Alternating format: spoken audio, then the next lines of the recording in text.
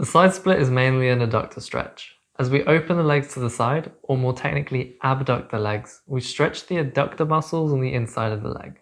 When we gain flexibility and control in this muscle group, we get deeper into the side split. But why, for so many, does progress suddenly stop? The femur bone of the thigh isn't designed to go this far out to the side. The neck of the femur jams up against the rim of the hip socket, also known as acetabulum, preventing the legs from opening further. Bone on bone just doesn't flex very far. It's for this reason that the side split is more complicated than simply stretch more and you'll get there. You need to position your hips and train according to your anatomy. Get this wrong and your side split training is likely to stall completely. But with deliberate modifications in your positioning and some specifically selected exercises, you can overcome this roadblock along with many others. In this video, we're going to break the side split down into its constituent parts, looking at the correct positioning, the triangle versus inline side split, why you should train the adductor muscles at different leverages, why you should strengthen the opposite muscle groups to those being stretched, and more. This is the mechanics of the side split.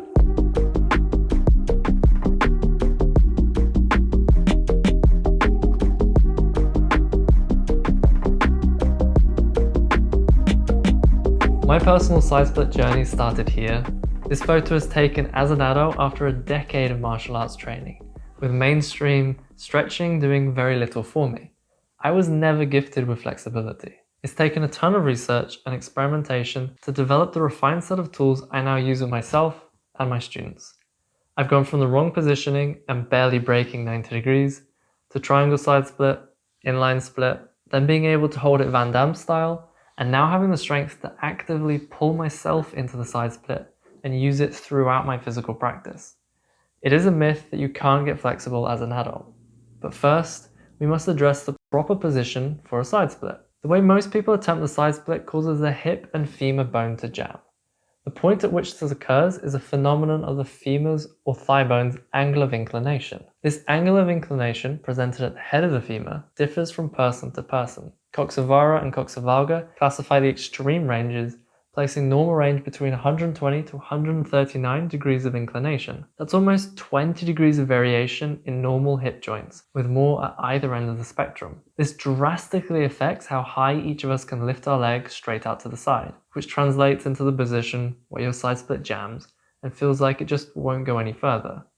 The neck of the femur bone is making contact with the rim of the hip socket, or acetabulum. In fact, too much collision here can cause microtrauma, which long-term can create a high risk of painful inflammation, so you shouldn't force a position your anatomy won't allow. Now we know that lifting the legs to the side purely through hip abduction, whilst the hips are neutral or tucked under in posterior pelvic tilt, just isn't going to work for the vast majority of people. So how do we modify our side split and start making progress again? We need to change the rotation of the hip joint between our femur bone and our hip socket to allow for enough room to side split. Notice the markers on my hands. We need these points to align to create the optimal position to side split, and there's two ways of achieving this. Imagine this arm is my thigh bone and this is the ball of our ball and socket hip joint, and this hand makes up the rest of my hip.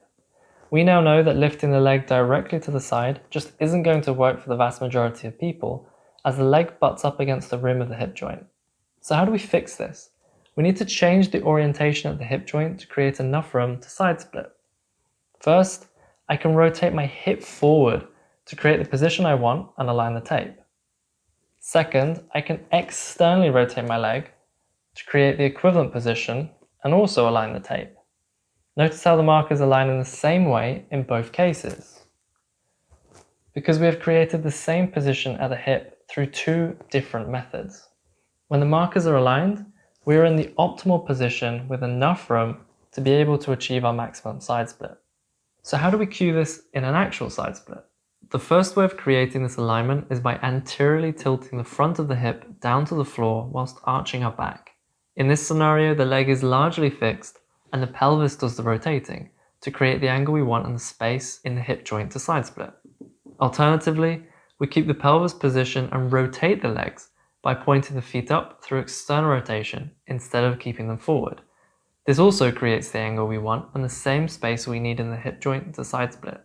Both of these cues have achieved the same goal of aligning the points and rotating the hip joint with just enough room to avoid the bone-on-bone collision and allow us to open the leg to the side. Neither position is right or wrong, and I use them both with my students, but the majority of their training is performed with the first option, anterior pelvic tilt.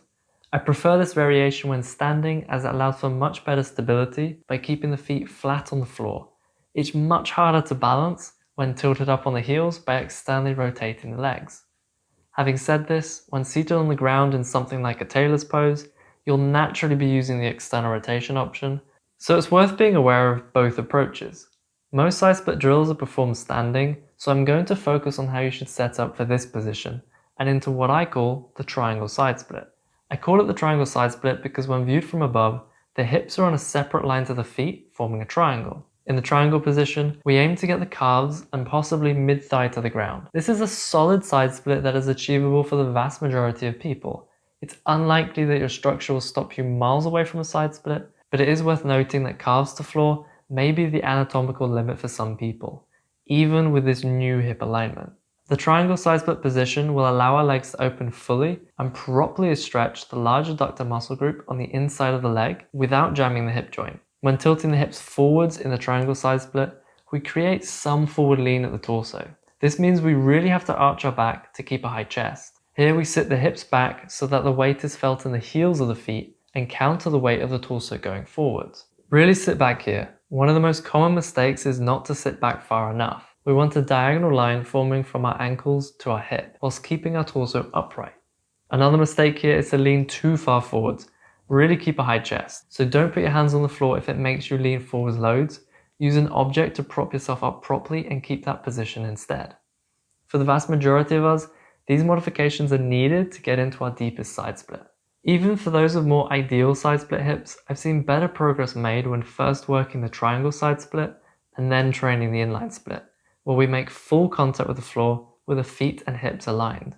Only once the triangle side split position has been comfortably achieved do I recommend incorporating more inline side split focused drills. A common question I get asked is how to position the feet. During my study of traditional Chinese martial arts, there is a large emphasis on keeping the feet forward during side split training. There are different schools of thought on what is most aesthetic or functional, but most people simply don't have the ability to twist enough and uncouple at the ankle to keep the feet forward. So I recommend to simply do what's comfortable. For most people, that'll be turning the feet slightly out.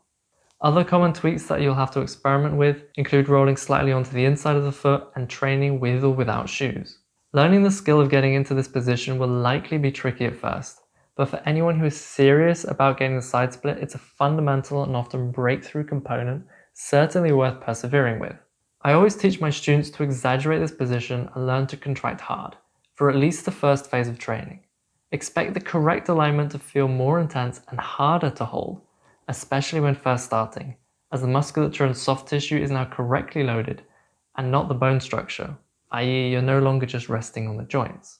Keep maintaining the intention of this position over the course of your side split training, as your body will naturally settle and find your individual optimal alignment over time. So far we've covered the positioning and the cues for the triangle side split, and how it allows you to train in a way that suits our individual anatomy. But what is actually going on with the musculature? Let's dive into which muscles we train and why. We're trying to open the legs. In a side split, all of the adductors are being stretched from the larger adductor magnus and longus to the smaller pectineus. But the most notable adductor in side split training is gracilis. Unlike the other adductors, gracilis crosses the knee joint, inserting on the tibia bone of the lower leg. Since the knee is locked during side splits, the gracilis is often placed under a relatively greater stretch, making it a common limiting factor. By changing the angle of the knee, we can change the relative stretch on the gracilis. Leg locked equals more focus on the gracilis, whilst the bend in the knee equals more focus on the other adductor muscles. This is why loaded stretching drills such as horse stance squats and tailor's pose are so effective.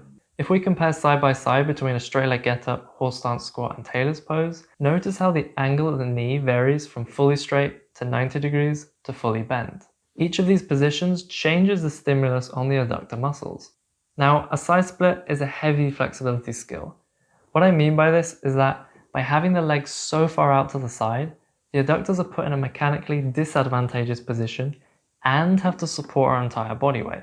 Not building the strength in the adductors to support this position is a fast way to stop the body cooperating. It's for this reason More active-based side split training is so powerful, as we need to train the adductors to be strong at the end range of motion so that the body feels safe to allow them to relax and open. This is even more important if you want to be able to side split with little to no warm-up, Van Damme split, and to be able to use your side split in your sport. Now there's more than just stretching the adductors. In order to pull the legs apart, our hip abductors, which are the opposite or antagonists to the adductors, the deep hip rotators and hip flexors need to actively contract and have the strength to pull us into the correct position. The muscles of hip abduction, so lifting the leg away from the body, namely the glute minimus, medius, and tensor fascia lata, or TFL, counteract the pull of the adductors. They need to have the strength to overcome the pull from the adductors, which are powerful and commonly tight muscles. If your glutes are trying to pull the legs apart but are not strong enough, then the adductors won't release and your side split will stall. When working towards advanced side split variations, such as tilt, this becomes even more important as these muscles have to lift and hold the leg off the floor against gravity, rather than pulling with gravity. In a normal side split, this action is to pull you down and push the hip forwards. For some, more isolated training for the glutes and TFL to strengthen their ability to lift and open the legs is required.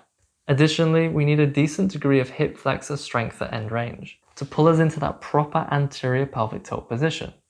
If this can't be achieved, then the hip flexors will likely require direct work. For anyone who has weak hip flexors, tying in pancake flexibility training at the end of your side split session can be highly effective to build the strength needed to get into the proper position. When externally rotating the leg, you recruit the likes of the deep hip rotators, glutes, psoas, and sartorius. These muscles need the strength and range to turn out the femur and create that proper position. As a group, the quads play a relatively easy role in a side split, keeping the legs extended and assisting in hip flexion. Having said this, the vastus medialis, or VMO, takes on the brunt of the work of the quads in this position. The VMO plays a core role in the proper tracking of the patella or kneecap and preventing the knee from collapsing inwards, i.e. closely aligned to the direction gravity is pulling the knee in a side split. Pain on the inside of the leg around the knee during side split training can often be attributed to a weak VMO. Now remember that the gracilis muscle also crosses the knee joint and is heavily involved during side split training. It is also possible that discomfort along the inside of the knee is down to heavy involvement of this muscle. In summary, you need to learn and practice the proper side split alignment. And if you take one thing away, try the triangle side split position. Understanding this has often produced breakthrough moments and personal bests in my students. Next, assess the strength and flexibility of your adductors at different leverages. Identify whether you need to isolate the hip abductors, hip flexors, or rotators that are responsible for pulling you into the proper position. And build your training program to properly target your individual weak links, whilst teaching your body how to coordinate which muscles to contract and which to relax for the side split. Understand these and you'll be a huge step ahead in your side split training. You can see there is no one perfect program for everyone, meaning it is absolutely essential to learn how to individualize your flexibility training specifically to you if you want to make real progress. We understand that learning how to individualize your training can seem daunting at first, which is why we built the Mobility and Flexibility Toolkit.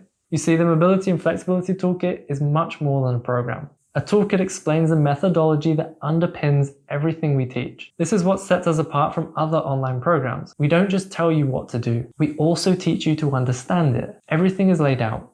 We don't keep secrets. The Mobility and Flexibility Toolkit contains years worth of training information, and we're continuously adding more. We walk you through the assessment process of each skill, guiding you step by step to building your first individualized program without any guesswork. The drills in the toolkit are the most potent and effective ways I've come across to developing your range of motion. The drill videos feature regressions, progressions, options for different equipment, and a detailed breakdown of the correct technique. The library is already massive with well over 100 graphically annotated videos and is continuously growing. We break the skills down with our Mechanics of series, explain the anatomy, and share a diverse range of approaches. We even have an entire section on how to write your own program, which takes you from understanding the basic terminology to calculating time under tension. You'll know how to put the pieces together around your life, your schedule, and your sports. There's also downloadable templates, summary sheets, and our unique drill matrices to help you maximize your learning. We help you set the right mindset through a section on goal setting with videos and worksheets to give you the best chance of success. There won't be any excuse to not dive into developing your range of motion.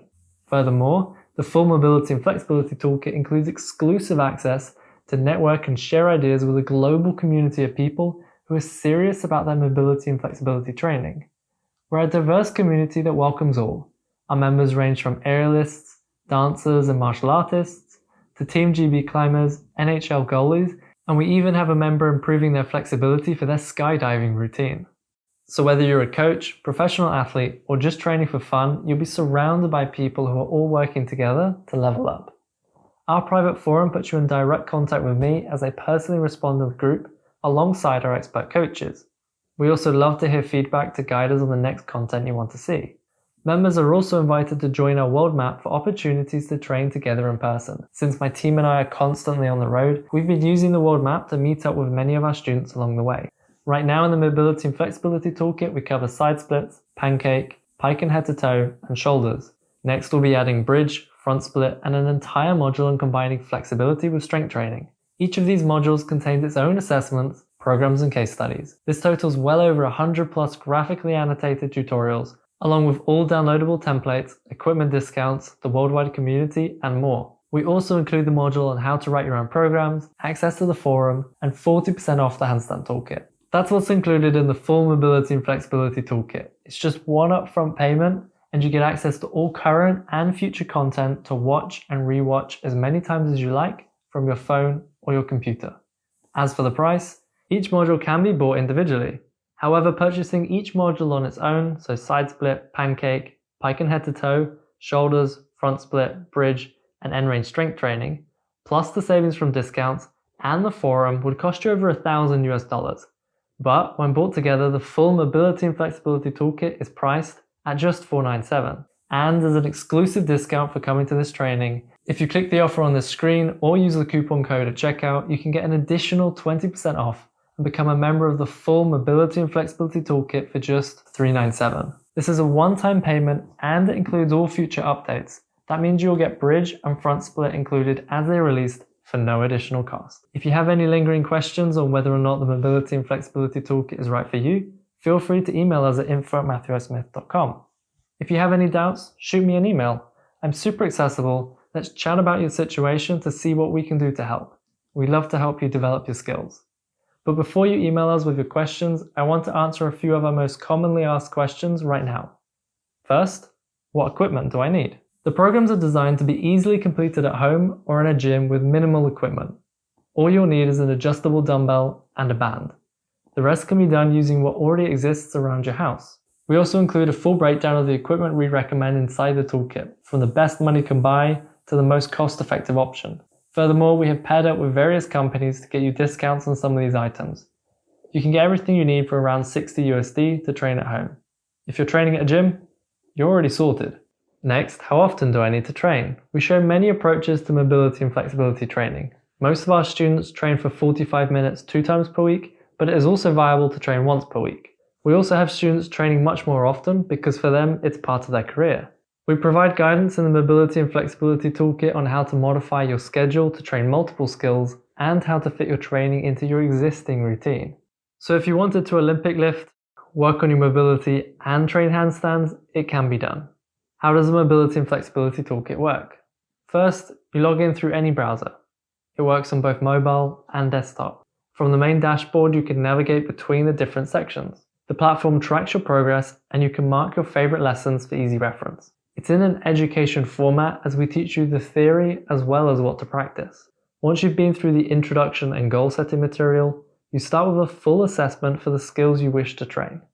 We show you how to take the photos, measure the angles, and interpret your assessment results. From this information, we guide you step by step to build your individualized program that is specific to your assessment. No guesswork. Once you've watched the in-depth breakdowns of each exercise in your program, you're ready to start training. We provide downloadable templates so you can take your program offline with you, even if your gym doesn't have an internet connection. And the rest of the Mobility and Flexibility Toolkit is there for when you're ready to learn more. Because we also teach you how to write your own programs, the toolkit is designed to serve you for the rest of your training career. You pay once and it's yours to watch and rewatch as many times as you like. There is no limit and you can go at your own pace. The next question is, when is the new material going to be released? We're constantly adding new videos and updating content based on our members' feedback. We don't put timeframes on our releases because the quality of the information is the most important factor to us. We place high standards on ourselves in order to deliver you the best possible content. The good news is that all members of the full Mobility and Flexibility Toolkit get early access to new material as it is made. This way our members can start using the new modules before they're released individually. And I'm a complete beginner, is this for me? Or I'm advanced, is this for me? It doesn't matter whether you're a total beginner or you're going for your oversplit. We have options for both. This isn't just a single program, but the underlying approach with a lot of programs. Just like in the handstand toolkit, where we teach people from scared of falling all the way to one-arm handstands, the Mobility and Flexibility Toolkit goes from stiff as a board to being able to split without needing to warm up. As long as you're open and ready to learn, you'll find material for your level. By joining the full Mobility and Flexibility Toolkit, you can expect to increase your understanding of mobility and flexibility training. You'll learn how to complete an in-depth assessment for each skill, be confident in turning those assessment results into individualized programs, and know how to tweak those programs to keep producing results. That's it for this free 1 hour training. I wish you the best of luck in your mobility and flexibility journey. Remember, assess yourself, find out if you need to focus on more passive or active training, measure your progress, learn your anatomy, try out different training schedules and work on individualizing your training specifically to you. It's now your job to put it into practice and apply what I've taught in this training, and you should start to see real progress in your range of motion. And I look forward to seeing some of you inside the Mobility and Flexibility Toolkit.